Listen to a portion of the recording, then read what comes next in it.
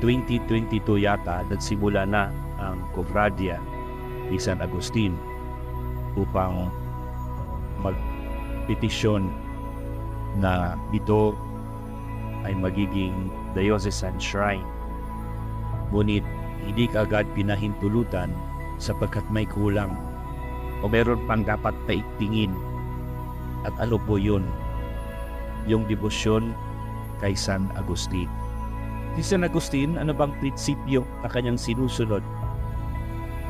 Credo ut intelligam.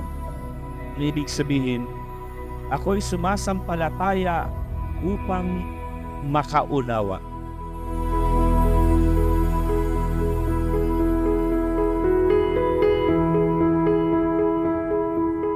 Maraming mga bagay nangyari sa buhay natin na hindi agad-agad natin maiintindihan bilang kalooban ng Diyos sapagkat ito ay salungat sa ating mga inaasahan. Ngunit, kung tayo'y manampalataya na, manalig sa Kanya, at ibigay natin ang ating sarili sa Kanyang pagkandili, lahat ay maging malinaw at ating makamtan ang consolation, ang kapayapaan sa ating kaluluwa. Sapagkat maintindihan natin na anuman ang nangyari sa buhay natin ay kilos ng Espiritu Santo.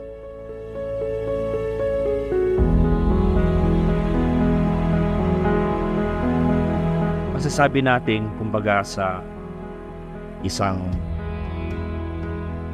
board exam, may second take care.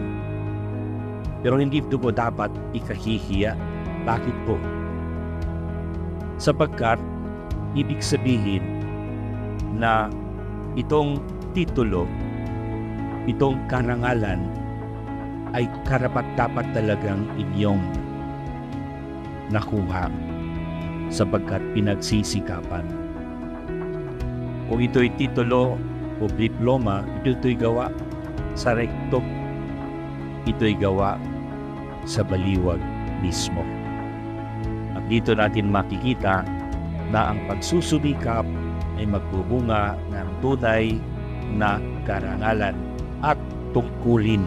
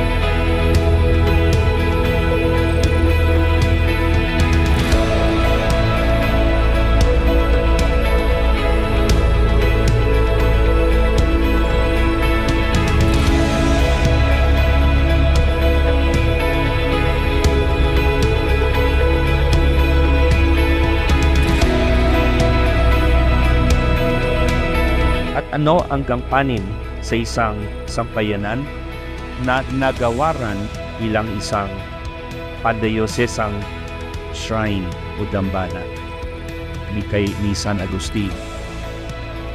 Ang gampanin na mamuhay at mapalalim ang pananampalataya katulad ni San Agustin at maipahayag ito at maibahagi sa lahat ng pumupunta dito bilang mga pilgrims.